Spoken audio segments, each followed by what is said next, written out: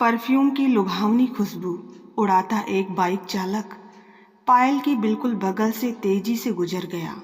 उफ, गाड़ी चलाने की जरा भी तमीज नहीं है लोगों में, पायल गुस्से में बोली। उसकी गाड़ी थोड़ी सी डगमगाई, लेकिन किसी तरह बैलेंस बना ही लिया उसने। वाकई रोड पर जबरदस्त ट्रैफिक था। अगर वह बाइक वाला फुर्ती से ना निकला होता तो आज दो गाड़ियों में टक्कर हो ही जाती। शाम के समय कचहरी के सामने रास्ते पर भीड़ बहुत बढ़ जाती है।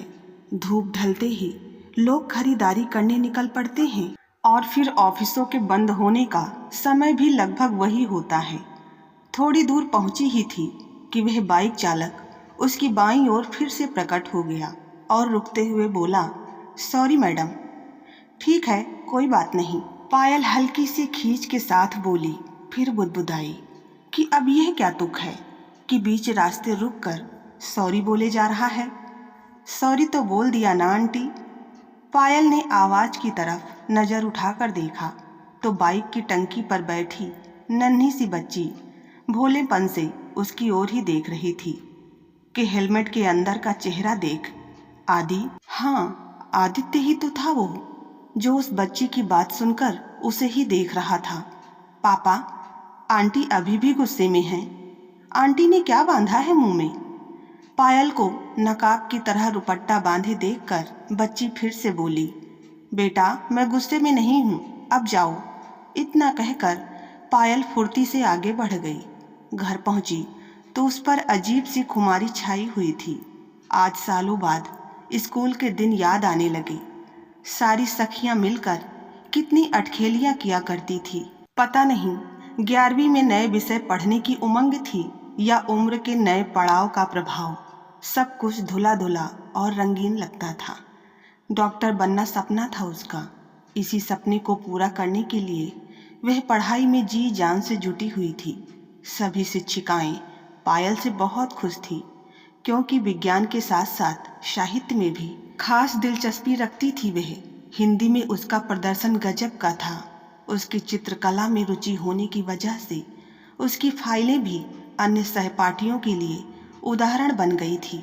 किसी भी शिक्षिका को जब अच्छी फाइलें बनाने की बात विद्यार्थियों को बतानी होती तो वे पायल की फाइलें मंगवा लेती। बड़े स्कूल में मत पढ़ाओ इसे, लड़कियां बिगड़ जाती हैं। माँ ने एडमिशन के समय बाबूजी से कहा था, तुम चिंता मत करो, देखना हमारी बेटी ऐसा कोई काम नहीं करेगी, यह तो हमारा नाम रोशन करेगी। बाबूजी ने पायल के पक्ष में निर्णय सुनाया था। फिर सिर झुकाकर बैठी पायल ने बाबूजी के शब्दों को दिमाग में अच्छी तरह बैठा लिया था। स्कूल में वह लड़कियों के ही ग्रुप में रहती थी। हालांकि सहपाठी लड़कों से थोड़ी बहुत बातचीत हो जाती थी, लेकिन वह उनसे कटी कटी ही रहती थी। कई लड़के उसके इस व्यवहार से उसे घमंडी कहते या फिर उसकी कठोरता को देखकर बातचीत करने की हिम्मत नहीं जुटा पाते थे। एक दिन पायल के एक सहपाठी अशोक ने उसके नाम का प्रेम पत्र लिखकर नोटबुक में रख दिया। पत्र किसी तरह हेमा के हाथ में पड़ गया तो क्लास की सारी लड़कियां पायल को छेड़ने से बाज नहीं आई। लाली, तुम बनती तो बड़ी भोली हो, लेकिन एक दिन यह गुल खिलाओगी हमें पता न था। हेमा गंभीर स्वर में बोली तो सारी लड़कियां हंस पड़ी, परंतु पायल आग बबूला हो गई और उसने तुरंत अशोक का प्रेम पत्र प्रिंसिपल के समक्ष प्रस्तुत कर दिया। उसके बाद अशोक की ऐसी पेशी हुई कि भविष्य में स्कूल और कोचिंग के किसी भी लड़के का पायल के सामने कोई प्रस्ताव रखने का साहस ही ना हुआ। लड़कों के ग्रुप में अक्सर कहा जाता कि झांसी की रानी के आगे न जाना, नहीं तो अपनी जान से हाथ धोने पड़ सकते हैं। इस घटना के बाद पायल ने स्वयं को पढ़ाई में व्यस्त कर लिया। पायल और हेमा में गहरी दोस्ती थी। दोनों के व्यक्तित्व बिल्कुल अलग अलग नदी के दो किनारों की तरह थे, लेकिन एक दूसरे से प्रेम और दोस्ती की तरल धारा दोनों को जोड़े रखती थी। पायल जहाँ शांत सरोवर की तरह थी, वहीं हेमा बरसात में उफनती हुई नदी की तरह थी। दोनों की पारिवारिक स्थितियों में भी जमीन आसमान का अंतर था। पायल सरकारी स्कूल के टीचर की बेटी थी, तो हेमा एक बिजनेसमैन की बेटी। हेमा का आदित्य के प्रति आकर्षण किसी से छिपा नहीं रह सका था, लेकिन किताब का कीड़ा कहे जाने वाले आदित्य की हेमा में कोई दिलचस्पी नहीं थी। हाँ, अनन्या और नितिन, प्रीति और दीपक आदि कई जोड़ियां बन गई थी स्कूल में, जो आगे चलकर साथ साथ पढ़ने और उसके बाद सेटल होने पर एक दूजे का हो जाने के सपने देखा करती थी। एक बार बायोलॉजी की लेक्चरर अनामिका मैम ने बातों ही बातों में कह दिया, यह तुम लोगों के पढ़ने लिखने की उम्र है, बेहतर है कि रोमांस का भूत अपने दिमाग से उतार दो। क्लास के भावी जोड़ों ने मैडम को खूब कोसा। उनकी बातों में छिपे तथ्य को वे अपरिपक्व मस्तिष्क नहीं समझ पाए थे। कितने सुहाने थे वे दिन। पायल मुस्कुराते हुए सोचने लगी। पायल बालकनी में आ गई। गुनगुनाते हुए सामने के ग्राउंड में खेलते बच्चों को देखना उसे बहुत अच्छा लग रहा था। आज पायल को न जाने क्या हो गया था। न उसने हवा में उड़ते केसों को संवारने की कोशिश की, न उड़ान भरने को आतुर दुपट्टे को हमेशा की तरह काबू में करने का प्रयास किया। बिट्टू, चाय ले ले। माँ की आवाज़ सुनते ही पायल चौंक गई, जैसे किसी ने चोरी करते पकड़ लिया हो। अरे माँ, मैं अंदर ही आ जाती। पायल कुछ झेंपते हुए बोली। तो क्या हुआ, दिन भर तो तुम भाग दौड़ करती रहती हो, इसी बहाने मैं भी थोड़ी देर ताज़ा हवा में बैठ लूँगी। माँ ने कुर्सी खींच ली और चाय की चुस्कियाँ लेने लगी। पायल भी बेमन से कुर्सी पर बैठ गई। आज किसी से भी बात करने का मन नहीं हो रहा था उसका। दिल चाह रहा था कि वह अकेली रहे, किसी से बात ना करे। बिट्टू, आज तो तू बड़ी खुश दिख रही है। तुझे ऐसा देखने के लिए तो आंखें तरस जाती हैं, माँ बोली। नहीं माँ, ऐसा कुछ नहीं है, कह बात टाल गई पायल। रात को सोने लेटी तो नींद आंखों से कोसों दूर थी। वह लुभावनी खुशबू और तरल आवाज़ जेहन को सराबोर किए जा रही थी। लेकिन एक पल बाद पायल ने रोमानी विचारों को झटक दिया। आदित्य, जिसे आज वर्षों बाद देखा, अब किसी और की अमानत है। उसका इस तरह की कल्पनाएं करना भी गलत है। और वह अबोध बच्ची कितनी प्यारी है, कौन होगी उसकी माँ। अब तो पुराने परिचय के तार कहाँ रहे, जो किसी से संपर्क करके पूछताछ की जा सके। पुराने साथी ना जाने कहाँ गुम हो गए। एक हेमा थी, लेकिन वह भी दिल्ली चली गई, और गई भी ऐसी कि पीछे सुध लेने का होश तक ना रहा।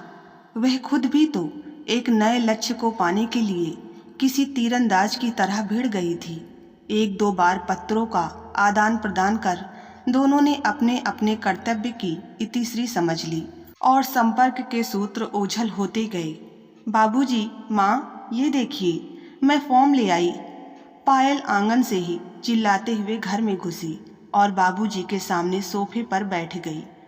कुछ पल बाबूजी खामोश रहे, फिर एक एक शब्द सोचते हुए बोलने लगे। बेटी, तुम्हारी जिद की खातिर बायोलॉजी सब्जेक्ट तुम्हें दिला दिया था, लेकिन मैं तुम्हें ज़्यादा से ज़्यादा बीएससी करा सकता हूँ। डॉक्टरी कराने की हैसियत नहीं है मेरी। बाबूजी की बेबस आवाज़ आज भी कानों में गूंजती रहती है। बाबूजी की हैसियत पायल से छिपी कहाँ थी, लेकिन यौवन की उमंगों ने उन्हें अनदेखा कर कई सपने पाल लिए थे। बाबूजी, आपने मेरे सपने तोड़े हैं, मैं आपको कभी माफ़ नहीं करूँगी, सुबकते हुए पायल ने कहा, और पीएमटी प्रवेश परीक्षा के फॉर्म के टुकड़े टुकड़े कर हवा में उछाल दिए। मुझे समझने की कोशिश कर बेटी, बाबूजी के अंतिम शब्द थे वे। उसके बाद उन्हें लकवा मार गया, जो उनकी वाणी ले गया। सॉरी बाबूजी, मेरे कहने का यह मतलब नहीं था। आप अपने आप को संभालिए बाबूजी, मुझे नहीं बनना डॉक्टर। माँ, तुम कुछ बोलती क्यों नहीं? ना जाने क्या क्या कह गई पायल, लेकिन तीर कमान से निकलकर सुनने वाले को जख्मी कर चुका था, और वह जख्म लाइलाज था। उस दिन के बाद तो पायल की जिंदगी ही बदल गई। उसने बीए में दाखिला ले लिया। परिचित कई बार हंसी भी उड़ाते, अरे डॉक्टर बनना हर किसी के बूते की बात नहीं। 2 साल साइंस पढ़कर ही पसीने छूट गए, तभी तो आर्ट्स कॉलेज में अपना नाम लिखवा लिया है। पायल ऐसी बातों को अनसुना कर जाती। अब घर के 3 प्राणियों की जिम्मेदारी भी उसी की थी। उसने पार्ट टाइम जॉब कर ली। बाबूजी की थोड़ी जमा पूंजी और माँ के गहने कितने दिन काम आते। बीए की परीक्षा में वह पूरी यूनिवर्सिटी में अव्वल आई। बाबूजी की खुशी से चमकती आंखें देख पायल की आत्मग्लानि कुछ कम होने लगी। फिर एमए, पीएचडी और कॉलेज में लेक्चररशिप। कॉलेज में जॉब के बाद उसे महसूस हुआ कि अब कुछ विराम मिला है भटकती हुई जिंदगी को। लेकिन इस प्रयत्न में उम्र का पक्षी फर फर करता हुआ 31वें वर्ष की दहलीज पर पहुंच गया। बाबूजी उसके शटल होते ही एक दिन खुली आंखों से उसे आशीर्वाद देते हुए चल बसे, जैसे पायल को सक्षम और सफल देखने के लिए ही उनके प्राण अटके पड़े थे। अब पायल और माँ दो ही प्राणी बचे थे घर में। एक दो बार उसके विवाह की बात चली, लेकिन पायल ने शर्त रख दी, माँ भी विवाह के बाद मेरे साथ ही रहेंगी। धन के लालची युवक एक बूढ़े जीव को दहेज के रूप में अपनाने की कल्पना भी नहीं कर सकते थे, इसलिए ऐसे भागते जैसे गधे के सिर से सींग। धीरे धीरे 35वें साल तक पहुँचते पहुँचते पायल ने जीवन साथी की आस को तिलांजलि दे दी। लेकिन आज की घटना ने उसे अच्छी तरह वाकिफ करा दिया कि चाहे वो ऊपर से कितनी भी कठोर क्यों न बने, एक साथी की आकांक्षा उसे अब भी है। कोमल भाव के अंकुर अब भी उसके हृदय की मरुभूमि में फूटते हैं। सोचते सोचते उसे नींद आ गई। सुबह उठकर फिर कॉलेज जाने का रूटीन चालू हो गया। एक दिन शाम को माँ के साथ पास के ही गार्डन में टहलने गई तो वहाँ बाइक चालक की उसी प्यारी बच्ची को देखकर खुद को रोक ना सकी। पूछा, बेटी कैसी हैं आप कौन हैं आंटी? बच्ची ने भोलेपन से पूछा। मैं वही उस दिन वाली आंटी जिसने चेहरे पर स्कार्फ बांधा था। बच्ची कुछ देर सोचती रही, फिर प्यार से मुस्कुरा दी। पायल का मातृत्व उमड़ पड़ा। बच्ची के गाल थपथपा कर बोली, आपका नाम क्या है? पहले अपना नाम बताइए। बच्ची द्वारा किए गए प्रश्न पर पायल खिलखिलाकर हंस पड़ी। फिर बच्ची पापा पापा चिल्लाते हुए आदित्य को खींच लाई। उसे देखकर चौंक पड़ा आदि। अरे पायल, तुम? पापा, ये तो वही आंटी है जिनको हमने शौरी कहा था। उस दिन तुम ही थी, आप ही थी। ठीक है, मुझे तुम भी कह सकते हो, पायल मुस्कुराते हुए बोली। आदि कुछ झेप सा गया। नमस्ते डॉक्टर साहब, बच्ची को घुमाने लाए हैं। अरे माँ जी, आप भी यहाँ? अब कैसी तबीयत है आपकी? तुम लोग एक दूसरे को पहचानते हो? आदि कुछ हंसते हुए बोला, दरअसल हम सभी लोग एक दूसरे को जानते हैं, लेकिन यह नहीं जानते थे कि हम एक दूसरे को जानते हैं। पापा पापा, आप क्या बोल रहे हो? मुझे कुछ समझ में नहीं आ रहा है। बच्ची मासूमियत से बोली तो तीनों हंस पड़े। आदित्य जान गया कि बुजुर्ग महिला जो 4 दिन पहले इलाज के लिए आई थी पायल की माँ है, और पायल भी जान गई कि माँ जिन डॉक्टर साहब का बखान करते हुए नहीं थक रही थी वह डॉक्टर साहब और कोई नहीं बल्कि आदि ही है। माँ ने तुरंत आदित्य को घर आने का निमंत्रण दे डाला। परिचय की कड़ियाँ कुछ इस तरह जुड़ी कि सारे दायरे खत्म होते से नजर आने लगे। तन्वी की माँ नहीं थी, यह बात आदि ने माँ को पहले ही बताया था। आदि की बेटी तन्वी पायल को चाहने लगी थी। बिन माँ की बच्ची तन्वी पर पायल का प्यार कुछ ज़्यादा ही उमड़ता था। एक दिन पायल तन्वी के जिद करने पर आदि के घर गई। वहाँ हेमा की तस्वीर पर फूलों की माला देखकर पायल का चेहरा फक पड़ गया। आंखें डबडबा आई। क्या हेमा ही? हाँ। पायल सोफे पर बैठ गई। अपनी आंखों पर विश्वास नहीं हो रहा था उसे। कुछ ही देर में आदि 2 कप कॉफ़ी बना लाया। प्याला थामते हुए बड़ा असहज महसूस कर रही थी पायल। तन्वी पड़ोस के घर में खेलने चली गई थी।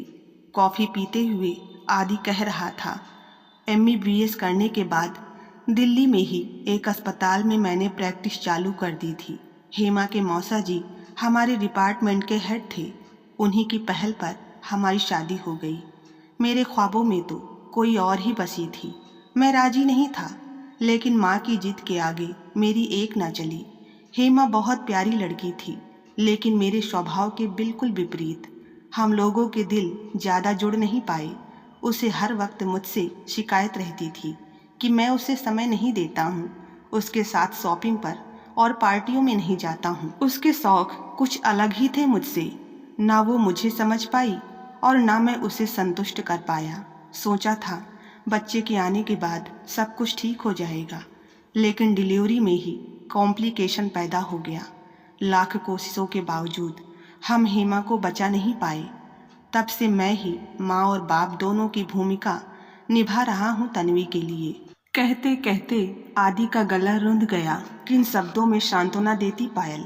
बड़ी देर तक बुत बनी बैठी रही।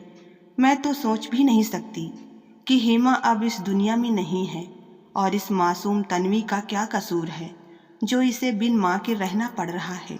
कहते हुए पायल की आवाज़ कांप रही थी। वो जैसे ही उठने को हुई, आदि की आवाज़ ने चौंका दिया। तुम चाहो तो तन्वी को माँ मिल सकती है। मैं समझी नहीं। उसने चौंक कर पूछा। मैं कई दिनों से पूछना चाह रहा था पायल, मेरी तन्वी की मम्मी बनोगी तुम? आदि, क्या कह रहे हो तुम? कुछ होश है तुम्हें? मैं तो होश में हूँ, लेकिन निर्णय तुम्हें लेना है। आदि मुस्कुराते हुए अधिकार भाव से बोला। आदि का अधिकार भाव से भरा स्वर पायल को अपने अहम पर प्रहार सा ही लगा। उसका अप्रत्याशित सवाल पायल के दिल में हलचल मचा गया। वो फिर सोफे पर बैठ गई। मुझे सोचने के लिए वक्त चाहिए, अभी मैं कुछ कह नहीं सकती। ना चाहते हुए भी पायल के स्वर में हल्की सी कड़वाहट घुल गई। ठीक है, आखिर फैसला तो तुम्हें ही करना है, आदि कोमलता से बोला। घर वापस आई तो देखा माँ अपने काम में व्यस्त थी। पायल मन ही मन बोली, अच्छा हुआ, नहीं तो माँ तरह तरह के सवालों से हैरान कर देती मुझे। पता नहीं कैसे मेरे मन की थाह मिल जाती है माँ को। कुर्सी पर बैठी पायल के सामने टेबल पर दूसरे दिन के लेक्चर से संबंधित किताब थी, लेकिन दिल जरा भी नहीं लग रहा था। उसे एक एक पंक्ति पढ़ना भारी लग रहा था। मेरी तन्वी की मम्मी बनोगी तुम? आखिर आदि के यह पूछने का मतलब क्या है? क्या मेरा अपना कोई अस्तित्व नहीं? क्या सहचर की आवश्यकता आदि को नहीं है, या सिर्फ अपनी बेटी के लिए माँ की प्राप्ति से उसकी सारी आवश्यकताओं की पूर्ति हो जाएगी? मैं तन्वी की माँ बन सकती हूँ तो तुम्हारे जीवन में मेरा क्या स्थान होगा? लगता है आदि अभी भी हेमा को भुला नहीं पाया है। साथ ही उसके मन में बिन माँ की तन्वी को देखकर अपराध भाव भी है। तभी तो उसने प्रस्ताव अपने विवाह का नहीं बल्कि तन्वी की माँ बनने का रखा है। पर मेरी माँ का क्या होगा? उसका तो इस दुनिया में कोई भी नहीं। कल अगर मैं विवाह के लिए हामी भर देती हूँ इस शर्त पर कि माँ शादी के बाद मेरे साथ ही रहेंगी, तो क्या आदि स्वीकारेगा इसे? तरह तरह के सवालों ने पायल के दिमाग को मथ दिया। दूसरे दिन पायल कॉलेज गई, परंतु पढ़ाने में उसका मन नहीं लगा। कॉलेज से घर की तरफ रवाना हुई तो विचारों के चक्र में उलझी हुई थी। उसे जब होश आया तब तक उसका स्कूटर विपरीत दिशा से तेज गति से आती कार की चपेट में आ चुका था। टक्कर होते ही पायल उछलकर रोड पर जा गिरी। राहगीरों ने सहारा देकर उसे उठाया। फिर जब सामान्य हुई तो उसे ऑटो रिक्शा में बैठाकर रवाना कर दिया। स्कूटर को पास ही के गैराज में खड़ा कर दिया। माँ पायल को देखते ही सुध बुध खो बैठी। बामुश्किल अपने आप को संभाल कर उन्होंने सबसे पहले आदि को फ़ोन लगाया। बेटा, पायल का एक्सीडेंट हो गया है, आप जल्दी आ जाओ। आदि आते ही बोला, क्या हो गया? आदि एकटक नम आंखों से पायल को देखता रहा, फिर माँ की तरफ पलट कर बोला, चलिए माँ जी, मेरे दोस्त डॉक्टर आकाश का क्लिनिक पास ही है, पायल की ड्रेसिंग करवा लाते हैं। पायल मंत्रमुग्ध सी दोनों के साथ चलती रही। कब चलते हुए उसने आदि का सहारा लिया और ड्रेसिंग कराते वक्त दर्द बढ़ने पर कब उसका हाथ थाम लिया, ध्यान ही न रहा। लेकिन इन लम्हों ने अपनों के महत्व से पायल को परिचित करवा दिया। आज माँ अकेली होती तो क्या करती? कोई न कोई मदद तो कर ही देता, लेकिन ऐसा अपनत्व भरा सहयोग, मदद का हाथ मिलना क्या संभव था? शाम को आदि तन्वी को ले आया। पायल को देखकर तन्वी उससे लिपट गई। पायल असहनीय दर्द से कराह उठी। आदित्य ने आहिस्ता से तन्वी को अलग करके बिठाया। बेटा, आंटी को चोट लगी है ना? उनको परेशान नहीं करना, आदि ने समझाते हुए कहा। ठीक है पापा। पापा आंटी को दवा दो ना। रात खाना खाकर सो गई पायल। सुबह उठकर देखा तो माँ और आदि बतिया रहे थे। दोनों की आंखों के लाल डोरे बता रहे थे कि उन्होंने रात जाग कर काटी है। इसका मतलब आदि घर वापस नहीं गया, यानी कल से क्लिनिक भी बंद ही है। कोई किसी अपने के लिए ही ये सब कर सकता है। मैं बेकार की शंका में फंसी रही। पायल को जागा हुआ देखकर माँ लपक कर आ गई और सहारा देकर बिठाया। फिर चाय लाने किचन में चली गई।